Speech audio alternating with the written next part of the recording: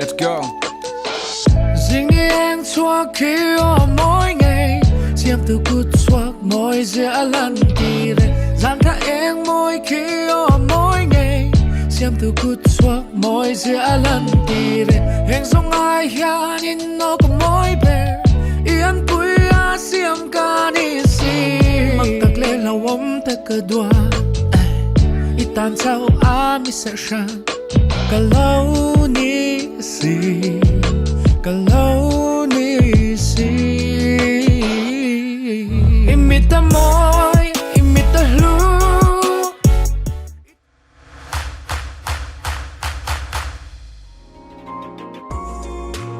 Rhyme and Reason Project YouTube channel kan lo lom le veka cheu fian real fakta hun kan lo thleng le ta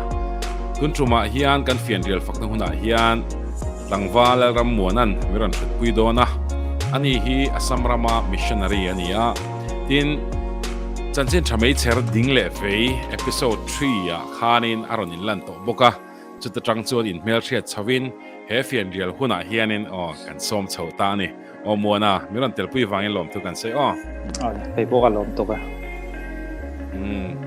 muana hi chanchin thamei cher ding le vei lo thlir to chuan arong bol dan shefekanga football manga rong ball ania ama hi professional football a te po lo lu chho to in chuta tang chuan pathian ko na changin he football zin kong hi chol sanin chu football manga vek chuan pathian tan full time in tu na hen ronga ball meka Assam Rama tu na hen omani Rhyme and Reason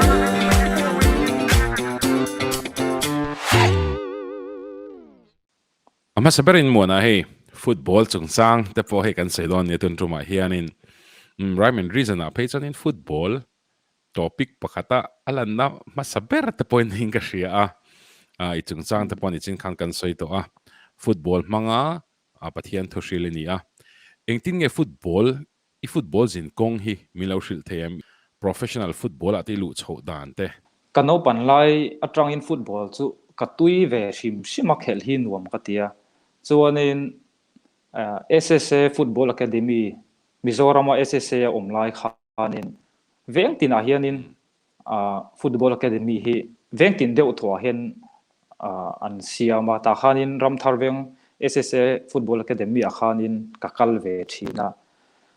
chuanin katui chho ve lut tuka kaima kha chu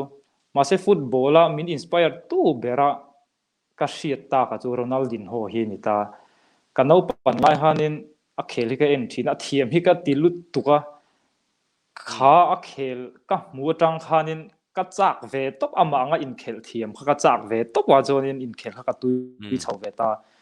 ti chuanin SSA kan veng football ramthar veng football academy a khan kakal chho ve ta chuanin ka han khel chho ve kha trial te kha uma Mizoram ai o khel tur te khan trial khan thlang thina ta han ka trial thina ka trial ngat ngata ka hriat thei china chuan voice som pahnih vel khamin drop ani achang le ate min te achang le thiam lo min te achang phei chuan trial po min phal lo I thiam lo I te lu tuk te min te khata po khan under 14 ani under 14 po ka over ve deuh to ni chu khati khop khanin ange Mizoram ai o Mizoram level under 14 a po khanin voice som chuang voice som pahnih don khamin drop ani chuanin try la mo piang khan an phal lo chung po khan local to su an ti po khan kakal lui ngat zel ni chu chuanin a to pa chuanin kan coach te ho khan a thlang tu ho te min zir ti thin tu ho ti khan hei chu a em an te min khong ai wang khanin Mizoram ai o kal tur han min thlang ve ta top ang khan ni ta mo nui za thak lot to khami chung chang hi chu chuanin Mizoram ai o kakal khanin zar khana hianin tournament chu kan khel ta state sang khan local khom ta chuanin khata khanin heng scout sang in national scout te club scout academy te ho khan local thin ta khang ho khanin milo fu ve ta chuanin a hun laia academy thaber hei uma mate utoi te ho inzir chuana Tata Football Academy a hian le Indian national junior team a trial tur khanin min lo thlang fu ve min lo thlang ve hlo maya ti chuanin national junior a khan ka trial ma khanin Tata Football Academy khan ka kalta ti chuanin thani vel ko oma chumi zo chuanin national nge chu kan te national a khan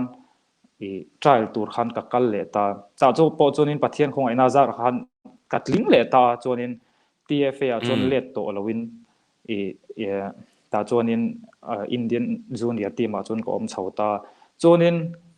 atira khanin Iran akal turte foreign akal turte khan min thlanga ma se passport kha ka siam zo man lo wang khanin ka van duai ta chuanin ka kal lo chara an nu a khanin hemi in Asia ramam mi ho sa Ambani hi kan se chewanga hei hianin Indian player mi som paruk than bi kha special training nei tur khanin USA a khanin kaltur zinga khanin min thlang ve hlom maya chuanin khatiang khan US a khanin kumli om tur khanin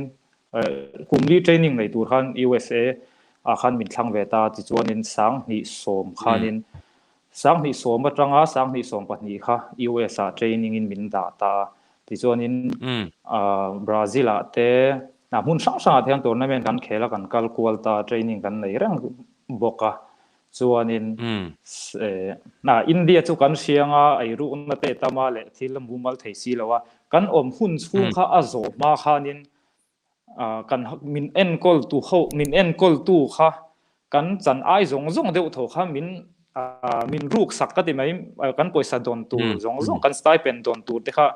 enge India poisa jun atam velu tu kan i chu kar khata hianin dollar ai enge mo zat kha kan dong ve thei don ta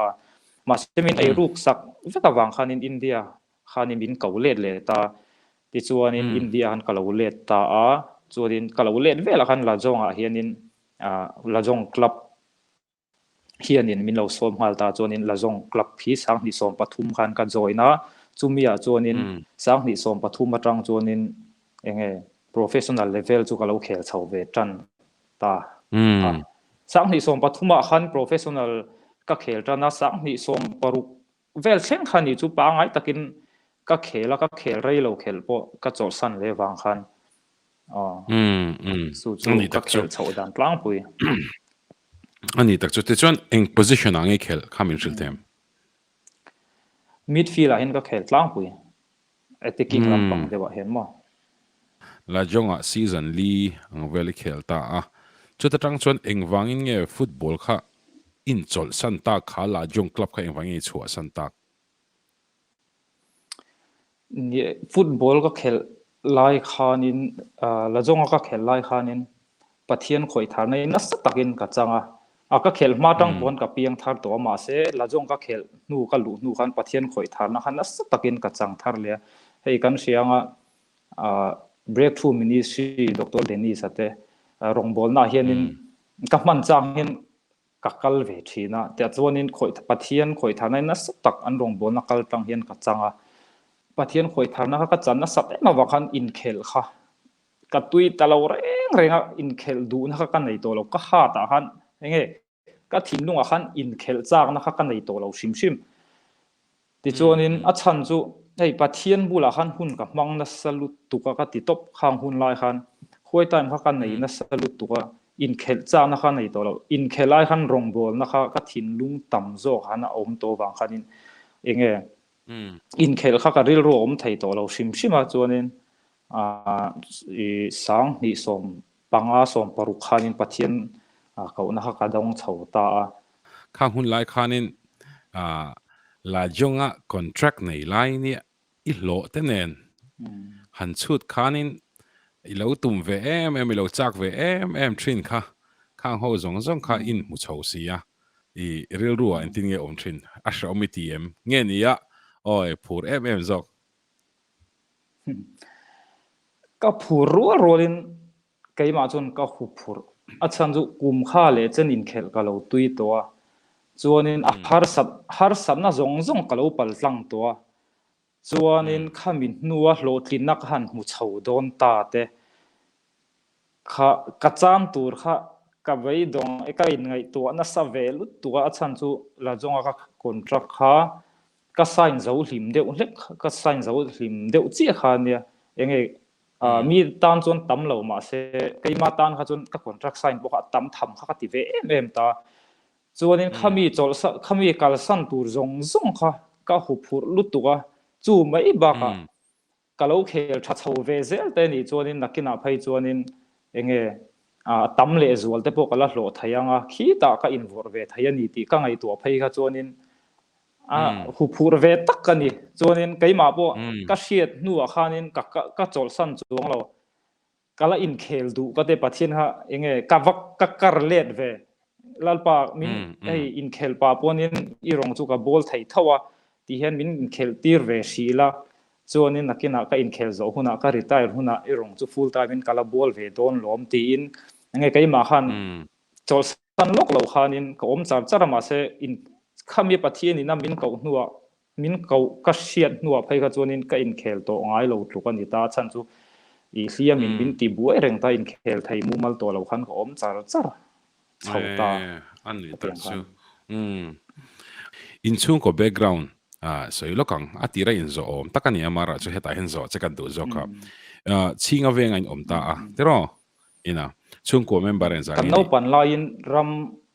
pan lain ram thar venga kan om thina tu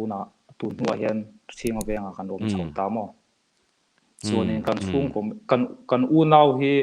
paru kan nia mai chia pali le mi pa pani chuanin kan chung ko background hi nia kan soyanga ai chung kwa re thei ve taka tanga sei lian kan nia zep ka zep lawanga voin tun nai chuanin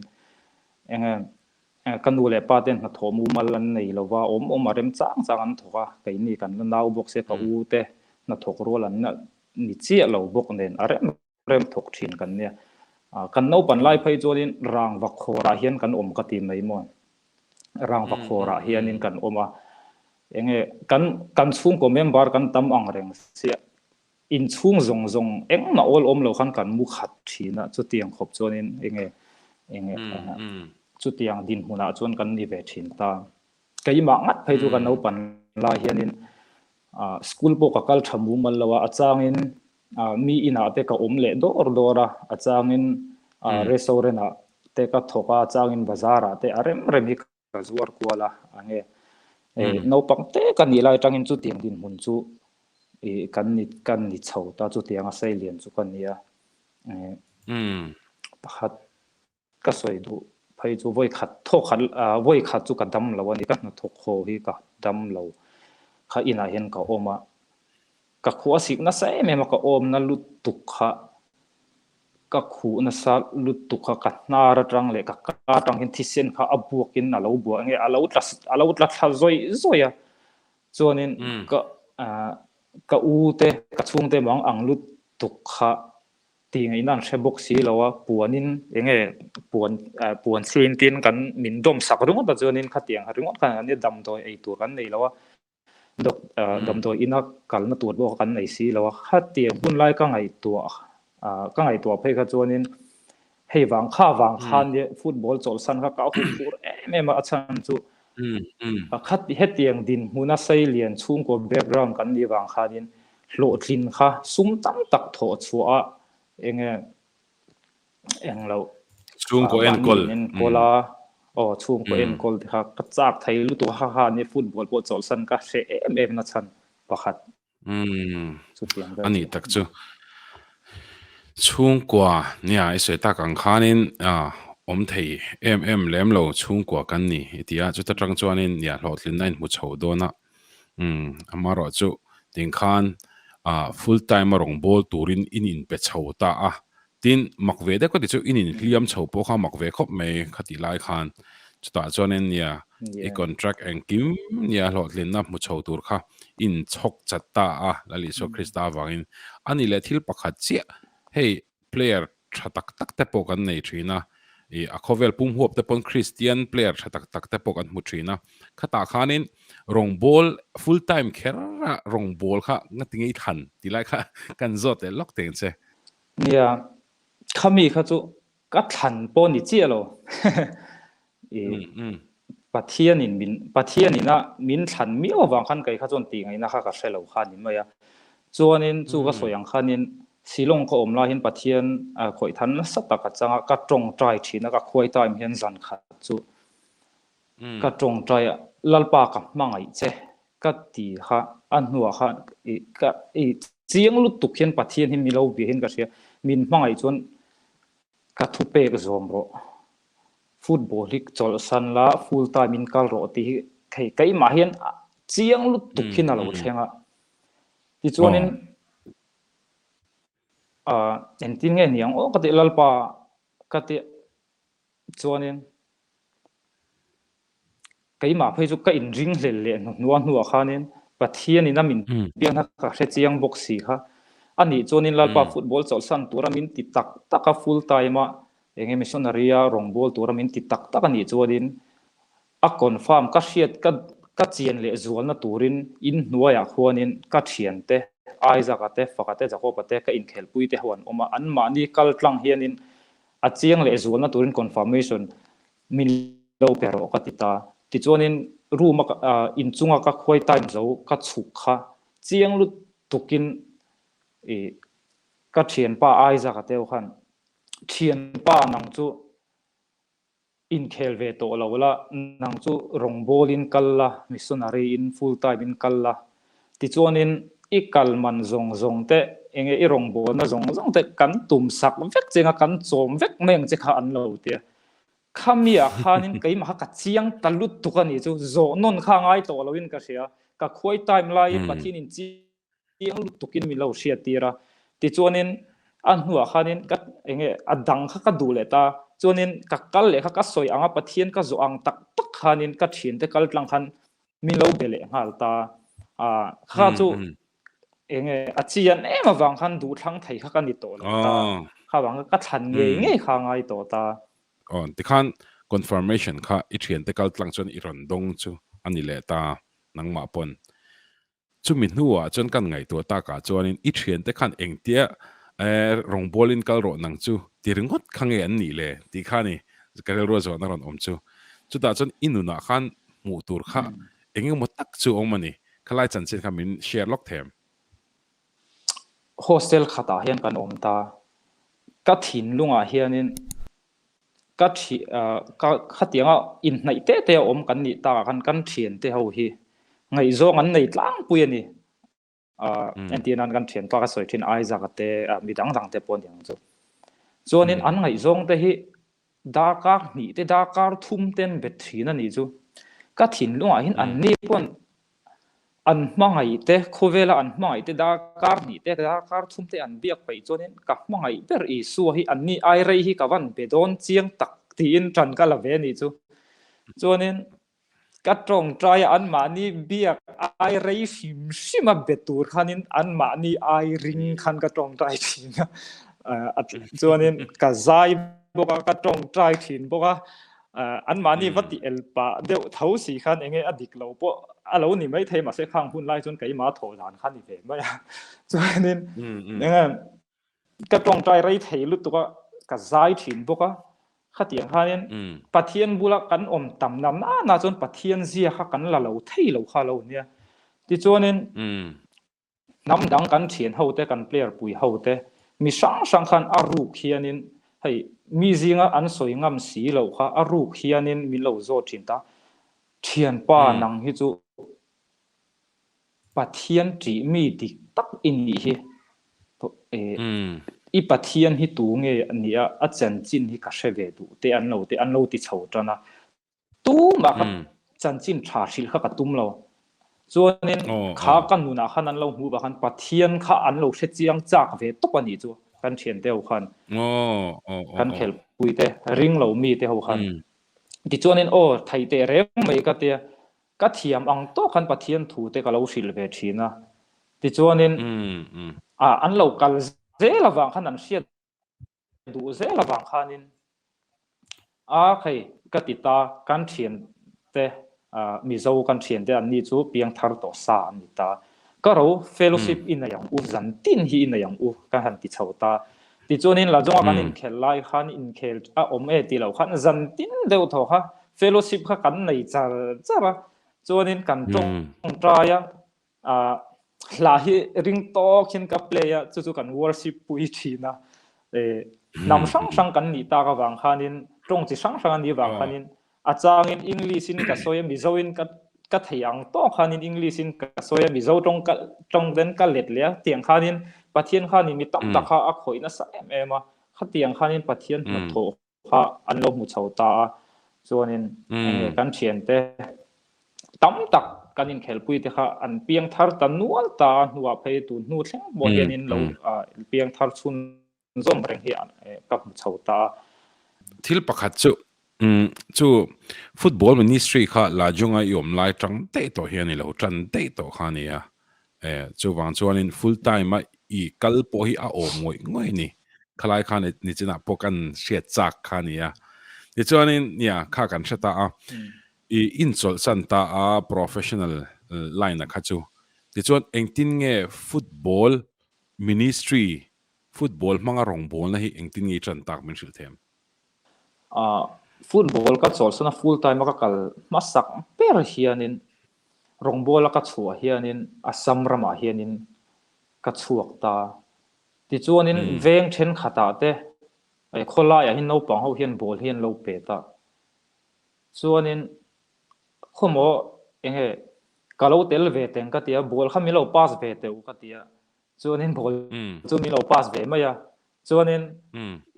สกิลส์ที่เขากันสวาให้สกิลส์เคลมกับเทียมมันเยอะกันสว่างเจ้าก็เตียข้าหมูน้ำมันติลุดตัวเทียมมีเราติเวลุดตุกข้าอันมันนี่ข้าฮีบตัวปัจจุบันข้างเขาโนปังเขาเตโนปังเขาไม่บักปุยลิงอันนู่เลยป้าเท่าข้าอันเรากัลโคมา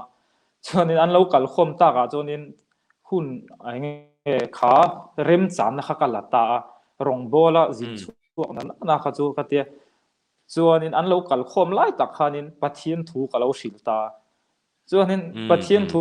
กกับสวยอาเชนพอยเขาจะดำเราเต้นเราก็ละเกณฑ์นักเกอินไซเลยแต่ก็ทัดให้เราเต้นเราก็ละที่ส่วนนี้ข้าเริ่มจานน่าไหลดำนังจู่อีดำเรานี่มั่วอีเกณฑ์น่านี่มั่วก็เตี้ยอีเกย์ที่ไออินไซเลยนี่ฮีก็เตี้ยส่วนนี้โอ้อันที่ก็เราจงใจสักไทยเจ้าเงี้ยก็เตี้ยโอ้จงใจสักไทยอันที่ขัดเหันจันจินชาก็สิลบักหันจงใจนะไอตีดำรองบอลนะกันในชาวฮาลบกตาที่จวนนี้ขมีจังคันก็ถิ่นนัวเฮียนินฟุตบอลก็จังเห็นรองบอลนั่นนี่ละชลายเตเลมีตั้งตักจีงเห็นอวันเอฟเฟกตีฟโดนตักตีก็ถิ่นนัวเห็นอมฮาลันนี่จ้ะส่วนขมีจังคันเองฟุตบอลแบ็กกราวน์ก็เล่านี่โตบกเน้นส่วนนี้เห็นมีก็จังเห็นนินรองบอลนับในชาวตาอีหลังส่วนตีนขัดขมีจังคันก็ถิ่นนัวเฮียนินยังไงเราอมชงฮัลตากับบุลจันนะอันนี้จู่เตียงเวลจู่มาอันนี้จู่จวนนับขัดกันเรื่องอมจู่กับเราเตลเวกันเตียตีเตขัดตัวนักขันอินเสียเฮ้ยนี่จีน่าส่วนขันสกูลใครกัลชัดเทียเจียแล้ววะมูมาตักขันอิงตินเงี้ยจงจงจังไอเฮียนไม่หลักเอ็นตินันเฮ้ยได้จ้าวจงเช่นได้จ้าวเตะไม่ US เตะบราซิลเตะเตียงขันอ้อยจุกกัลตัวจุดเตียงบอกจนลาจงลำปังเตะโปขันเนี่ยน้ำดังการะเตียงขันหุ่นขจิมังเตะไม่อุเมียเฮตียงสองเฮียนตัวนั้นรองบอลนั่นเตะเนี่ยสองนี่จู่เอ็งที่เงี้ยจงฮีอีซิร์เงี้ยนี่เงี้ยเทียมซีชิมเงี้ยนี่คล้ายคำไม่รู้ชิลเทมมิโซรัมก็สกูลกันนะฮะมิโซมีเดียมัดจังสวกเฉาขันตามิโซรัมก็สวสันกับไว้ขัดสวสันนะขัดินจาร์ขันเล่กัวกัลตูร์ขันตากับไว้ขัดมิโซรัมสวสันนะขันตู้มามินช่วยตู้โปกันไหนแล้วก็ยิ่งไม่อินกัดเข่งเวรุกะจวนนินจุดตาเจ้าจวนนินตรงกัดเทียมเราเสียตู้รู้กับเราเช็ดสวกตา How are you ตีริงวัดโปกัดเทียมเรานี่จู่มิโซรัมกัดสวสันจวนนินกงหลักะไอ้โถนัดเจนไอ้ท่ากับเราง่ายนะสับกเสียเตียงอาจจะไปจวนนินกับโบนัสมิโซรัมลำกับโฟนะกับบัวก็ที่มิโซรัมลำอินบัวอันเดียจันไอ้เงี้ยอันเราอินสิลปุ่งเลยบัวก็ที่หันกับบัวนัสลุดตัวก็ตรงกับเทียมเราบางครั้งนี่มากระเทียมเราตบอังกฤษเลยฮินดีก็กระเทียมเราตบจวนนินจู่กันดินเขลชาวตาแคดิมีอ่ะแต่กันหันอมชาวUSกันอมขัดินสกูลนินกัลเตียร์ป้าชันจู่จีนขันไหนป่วยหมดมาบางครั้งสกูลกันกัลชุ่งขัดินฉันเนี่ยไม่ตัวอินกัจีระยังไง pathian zara katum ve ema wang khan ma ni bo lo na to khi chu tu na hin english te chu kan ti ve thei ta khami atang khan in khela kan om na chan ber kha chu in khel tur ni ta ma se khamit pi ala ma khan in zirna kha min ti tel ti ra ba khan school kha ka kal tela wang khan in US akan kum ni ang vel kha school ka kalta khami tang khan enge ka inzir chawa ka tlem chung ka thiam chho ve english sumo chan chin thashil ti hian kong tam takin a hril theya tuna po football mangten tiang khan chance la chawa tuna po arong bol na hi al chawa lian chho zel ani ti kan ria chuta chun a har angem o kalau ti chu ral khada tang hian I khalaya khan engtin nge pathian thu kha I ze dan thina kha kas kan soi dan tlang pui hi chu hun kan lo na ya kan soi ni jonin story yang deuh hian ka soi thina mo entina in football poimo chu attitude thi ni khami attitude a poimo mil ang deuh khanin Goliath entinan Goliath ha chu million lutuk anita jonin Davida chu mi pa ngai sapo ai mi pa ngai pian ang tho khan ni don ta anita khami a khanin football a po kan tumpui te momi tam tak thiam tak ten om ta club tak te kan khel pui thin ta khami kara han khamia hei an ma ni wa fui pa si kharin he chumia chorin bible changa mi hi kalo soi duwa hei hi story hei hi enge mi ina an phura wanga an ziat chua ani lawa khovela thil heng tak ania chu bang chon chumi story chu kalau shil du chawa chumi chu a om chian zia chu bible la hianin a oma chu bai kai chuanin kai ni chuanin bible hi kan ringa christian kan in angin chu he bible hi diklo omai lawa engkim hi dikveka chumi chanchin chu ka shil du chawani ka te khami kha example atanin Goliath thale Davida te anin bai da chung chang atang de khan kan hanin shil chhota ti chuanin a thena chuanin a then chu anlo interest anlo phur chho em a then chu shiat bel le du khanan oma khati han confidence te kha pe ema wang khan khatiang khanin enge direct deu si lo khanin dan han ti kwal vel chho thin khan ni tamo anuam ve thayang reng re ulutuk achang le movie te khan en puya achang le story enge khatiang ang chi te khamo enge chi sang hian enge I suan hena kan suai thei na turan ni hi chonin engkim an mani na an lo sia thiam thei na turan ni chonin style sang hi kan apply hi ni deu ber mai ka sia ani tak chu ro pui le mai ro pui le tuk ani le khating khan rong in bol chho mol ta rem chan ang khan I rong bol na ra la ya kha engtin nge mu chho I lo mem khang mu te khan kha mi chung chak mi shile lok them ni tu huna oma seng huna oma an ti hang deu khanin ai atira hi chonin atlang puin ara hi chu ka mu ma lo a thena chonin kum ni nuwa te kum khat nuwa te tiang khanin an mani ne na ta khan ka lo shele thina I khatiang khanin enge tu na hianin ara sport kal tlanga ara ka mu ve to hi piang thar mizo takin o piang thar hemi sport mini si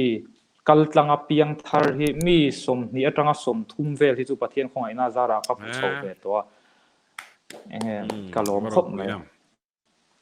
amen van ro pui ve mi som ni bingot po cha thil har takani chu po chu kum fe khang ha ngai ve thina chu lai chon kalau ngai tu mani a poi thil soi atang han ka ngai tu chu nun uluk hi poi mo om hi ka tiani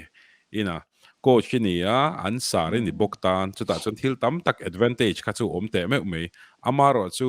nang ma an nung om lo kha chon a har ve don hi ka shel tu ka I fian real hun tin nge man trin ni chen khan ni soi to fian real hun kha o thian te ngai zong nei lai po khan khovel ka mangai bertani ti lo be chiam to me tu lai hen tinge fian real hun man tlang pui ni enge kan program nei dan hi tun lai chu kan program nei dan a zir te hian a chang hi chunin thlak dang lam hi ngai ve thina a chan chu gym practice kan nei hi chunin zi ngai chu fian real hi nei thei thin lo ta chu wang chuanin atlang pui hianin ka hun ol nei le mi re lai hi zana hianin kan nei thina zana hianin dar som atang som pakhat ve li da kar chan ve hi chu ka zai phut zela zai hi nuam ka te ka zaya ti chonin a nuwa hanin ka tong trai le thi na mo ti han da som zana hin khoi time fian rial chu ka nei tlang pui tun lai chu ani chu ani le I hla du ber ka hla du ber chu Christian habu number som ruk pakhat na hi ni tin Isua ka thin lungin kap mangai dewa ti hi ka du ber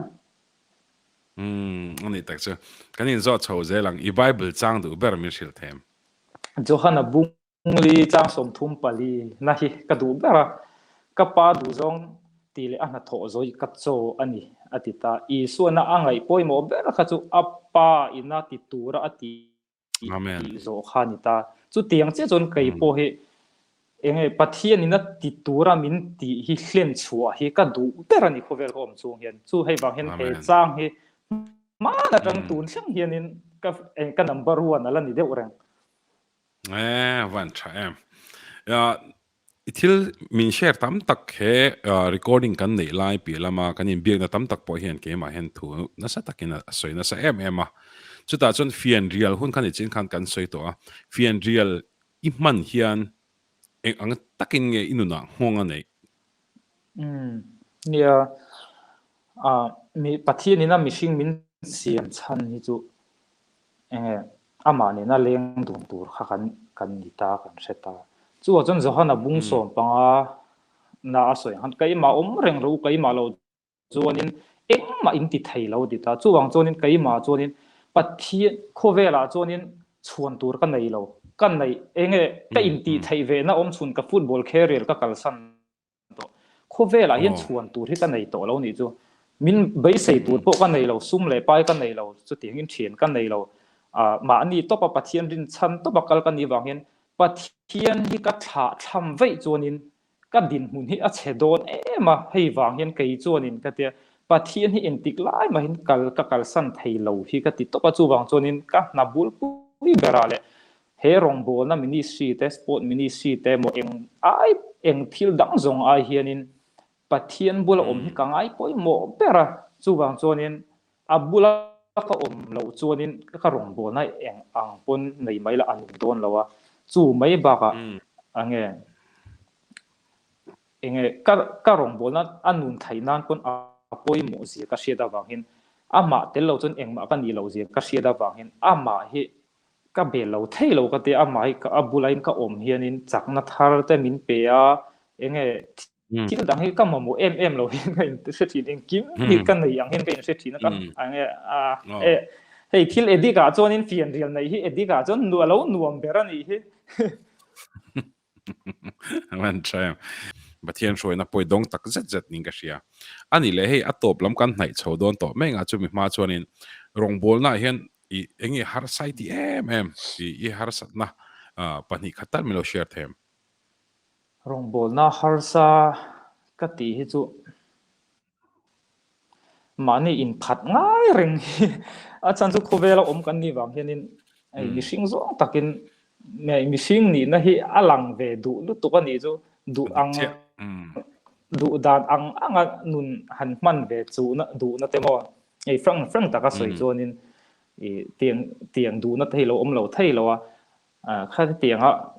ni tin na thi cross of thi thin hi enge achang hi chuanin har sat ti chang te kan nei ve thin khop maya chu tiangin thil danga hi chuanin rong bol na hi ka rong bol na chuan har san na em hi kan nei lo ma se hun then khata hi chuanin enge kut han tor na kut tor na te chu ka han nei ve thin bo ka ma se khatiang ha chu keima chuanin har sa ka ti em lo ta khatiang deuh khani me chu tiang har sa em han soi ti stel ka van shelo yeah Christian na he ni amani in phat lai takhi ni e seng khanin mol to lian ber da jing mi hini lo thelawa ani le chung har sat na kan han soi bi lama chon enge I rong bol le zela tu re ta na I ma chop min shil lok the hei keima hi pathian in re ma ti chon tunin ka tong time ka sport te rong bol nei mun danga emo hemi branch danga ang chi te mo mini si hi enge zo bel hi ka tum ta tu na hianin ขัดเตียงค่ะ academy เตะ club เตะข้ามีเปียละมา fellowship ในเตะ Bible study ขัดเตียงในเฉาค่ะตัวน่าเห็นนินเปลี่ยนนักการเฉาแม่บกตาส่วนนินขัดเตียงเป็นข้าการเฉาตาส่วนนินไงโอ้ขัดจุดเตียงจุดนี่ไม่ก็เปลี่ยนเฉาจุดมาตัวน่าเห็นนินและอัตบนั้นทิลประคัดก็ request ดูเจ้าให้กัน viewers ตัวเองนะถุยจ่าดูแต่พอที่เตียงจันเจนชาชิลกงอันนี้โมเองโมอีเวซองแต่พอขัดตาขันเองพอตัวไล่ก็ทีลุงอันนู้เบอร์เลยก็เวเบอร์จุเฮ้ยก็จ่าดูจุตัวน่ะเห็นนินคลีร์ตัวเต็มอ๋อแล้วคลีร์ตัวเต็มเนี่ยนะก็จ่าดูจุอีทีนลุงอินถ้าเราโบเอาไว้รองโบลดูนี่จวนนินก็ช่วงเวตูรินกันดูเจนี่อาฉันจุข้าอีถิ่นลุงอ่ะถ้าเราโบเวน่าเราไปตูขัดตูดังนี่เราอินปัทเทียนั่นนี่โมอีช่วงอ่ะถ้าเรานั่งมาขันเวนี่เราอินอีช่วงอ่ะถ้าเราเที่ยงนิ่มขันถ้าเราโบเตเวียรองโบลดูนั่นแต่ข้าเราในนี่จูข้าดูนะคะเสร็จแล้วนะจนเราไปโดนเราชิมเจเสร็จแล้วนะอเปกนะตูเจจูรองโบลนะที่ไกลหลักตัวแต่ที่บ่อยตัวแต่จนเราไปไม่เทเจมาเสร็จถ้าเราโบอีส่วนนี้นะช่วยดูนะทิ้งลุงอินไหนนะคะจุปัทเทียนะจังชัวกันนี่มั้งจู่วังจนนี้ชวนลำให้เอาเทเราจู่วังจนข้ามีอาคารนี้มีตั้มตักจวนนี้ปัทเทียนี่มีทั้งเวลาประเทศนี้มีนเก่าเวลากันตินไม่ไทยรองบอลตัวได้จนขันบีกันไหนกันตินไม่ไทยมาเสมาร์กาบุ้งสมปรุกจ้างสมปังอาจนโคเวลจงอาการุลัทิลเสียมจงเห็นจันจิมชาชิลรูทุเปกันนี่ตบไม่นี่ข้ากับเพียงทัดโตพดส่วนนั้นกันตีตัวนี่จู่วังจนกันดำหุ่นชุ่มให้อะไรโดนแล้วว่าอีสัวโปฮักกุมทุ่มชุ่มจ้องรองบอลโคเวลกันจู่วังจนนี้ตัวนั่นเราเอ็นตัวเฮียนกัจจาดูจู่เฮกันดำชุ่มไรเราเด็กกันขวดสินะโคเวลเฮียนินวัยขัดเองอะไรโมไรเราโมอัฐาอันนี้โมอาการอันนี้โมอักกุมันนี้โมเฮมีตานเฮียนิน full time ตัวเฮียนินกัสอมเวดูจ้าวรองบอลคุยมุนาบมินิเซียโมรองบอลนับมุนาอินตัดลูดเวตูรินกันดูจ้าวมีตั้มตักจนกัดเทียมเวเรากับเพียงทัดตักเรากันทีนี้ไม่เทียมาเสให้รองบอลในกี่นี่กันเรา experience ต่อตากันเราอย่างเราทิ้งตา example ประคัดก็สวยดูไม่จู่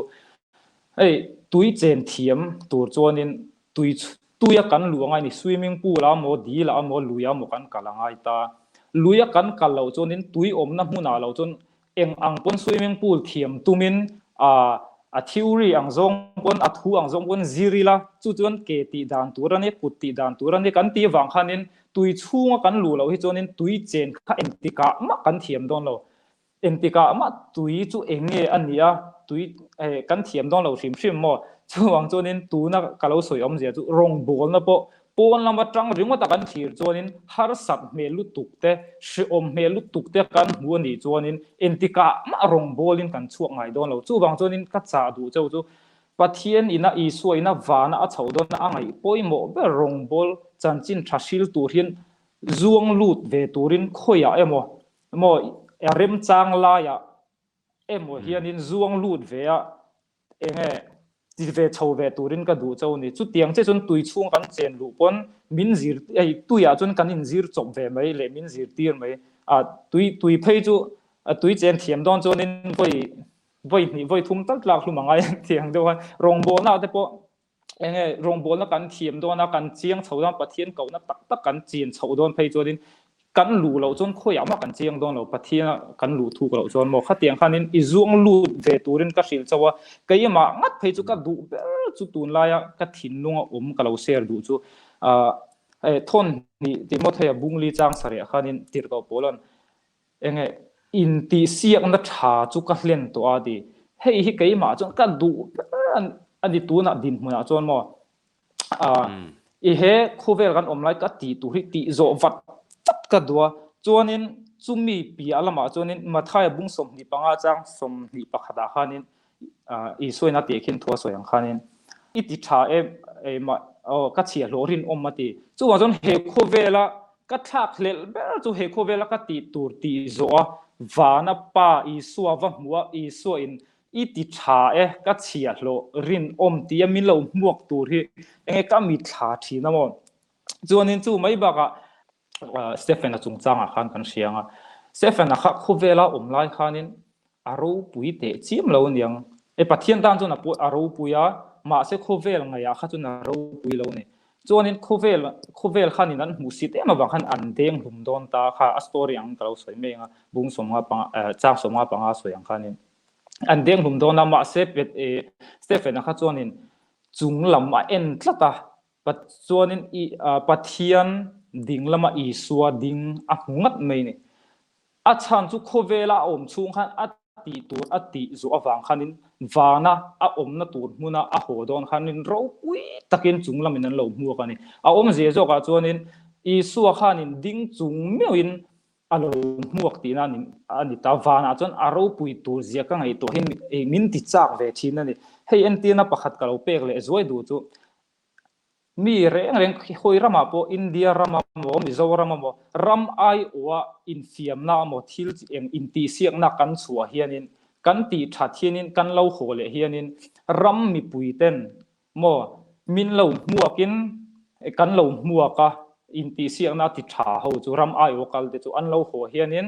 กันเล่ามัวกะโจกันเล่าโจยมัวยาจานจิบไปกันเล่าบุกทีนั่นนี่จุดเตียงที่จนโคเวละกันชุงเฮียนินกันตีตูดกันเล่นชัดเท่ากันตีโซจนินวานะกันนะมุนตูร์มอกันโหหุนาเฮียนินวานขั้วเละตุยกันนี่นะอังตะกินกันขั้วเละตุยวานะมีเตหูเฮียนินอีสัวจวนปัทเทียนจวนวานตีเก่าตั้มตะกันโดนบอกว่าข้างเฮาจงคันมินเราหมวกตูร์ก็ไงตัวเฮียนินก็ตีตูร์จงฮิคูเวลก็ชุงเฮียนินsecondติโมเธบุงลีจังสเรสวยคันนินตีโซวัดที่กระจากระจูจวนนี้วันนักเราชิลดูจะจุเราเอ็นตัวจงเตปเราปุยตะกะวานะปาอังชุงอิลูดูนี่จนโคเวลีชุงเห็นอิตีตัวจูรินตะกะเลชัดตะกินเคลื่อนช่วงตัวรินจันเราละเวรอติค่ะกะเราจะดูเจนี่จูกะลงไหมอารมณ์ไหมมัวนะมินสมนะคะปุยโมคบไม่รงบอลตูรินรงบอลตัวเป็นช่วงตัวเฮียนินกันเทอังอินมาละชาวเซลังเลลิโชคริสตาตันเลตุนจุมาเฮียนหุ่นโลกทักตักกันมังกันดงชวิงกริงะมวนกัลลังอินมวนสยังคานินกันตีเทฮิตามโลเอมกันติชินอามารอจูอาฟิลตาเองมจงตัลเห็นกันจะเทนี่มวนไอจุงอารมณ์ทุกันใส่ตักเมวอีกัลเซละตัวระที่รงบอลนักกงะสปอร์ตพังอินนี่โมอาชิลซงอินนี่โมเองพอนี่เซปะเทียนมาสมนะปะเทียนปุยนะเราดงมลังเซที่ข้า Rhyme and Reason Project ตะปนกันหันสวยเวดูเนี่ยคุณชัดตักมินเปกฟังอินลมทุกันเซที่ข้าตุจุมากันคุณมันเทจูที่ตะไม่เซคุณเล็บกะกันคุณเล็บเชฟดอนเนี่ยกันลมไหม